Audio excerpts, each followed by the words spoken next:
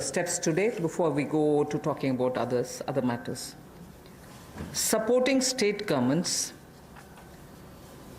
The support which is already extended to the state governments in the recent past in the context of the COVID lockdown.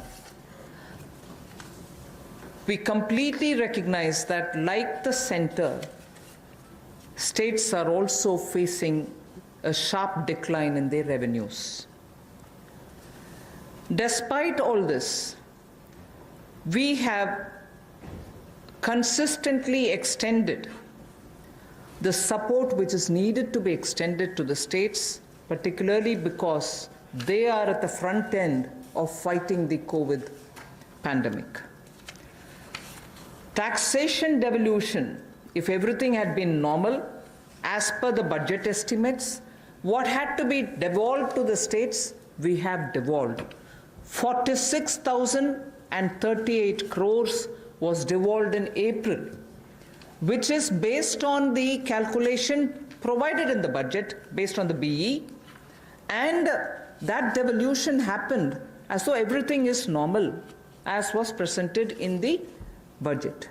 But of course, after budget, things did change because of the pandemic. But 46,038 crores has been devolved based on the budgetary estimates. Next, revenue deficit grants to the states, 12,390 crores, was given on time. We have not, because our revenues or, there are difficulties, we have not held back. And it's our duty.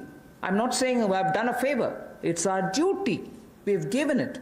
Revenue deficit grants to the states of 12,390 crores was given on time in April and May, despite centers' stressed resources. What normally gets devolved over a couple of months, the SDRF, State Disaster Relief Fund, in advance was released, keeping in mind that there is a pandemic which the states are fighting, and this release happened even in the first week of April. First week of April, which is the beginning of the financial year, 11,092 crores was released, which is the SDRF fund, which normally would have got released as and when there is a situation. Health Ministry has separately from its side released 4,113 crores so that anti-COVID activities can be funded. So that's also happened. And on center's request, and I say this way because together with the secretaries, we had a video conference with the RBI, and during that RBI video conference, we had requested the RBI, which of course is their business and their terrain, but we did request, and I'm grateful that the governor and his team of officers had very readily agreed the ways and means advance limits to states has increased by 60%. Oh, increased to? By 60%. So RBI, I'm happy to say RBI in a very timely step has increased ways and means advance limits for the states by 60%.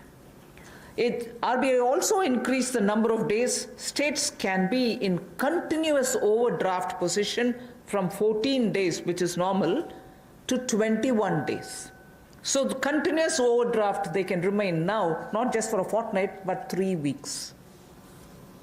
Also the number of days, the overdraft facility that they can have, number of days that a state can be in an overdraft situation in a quarter has been raised from 32 to 50 days.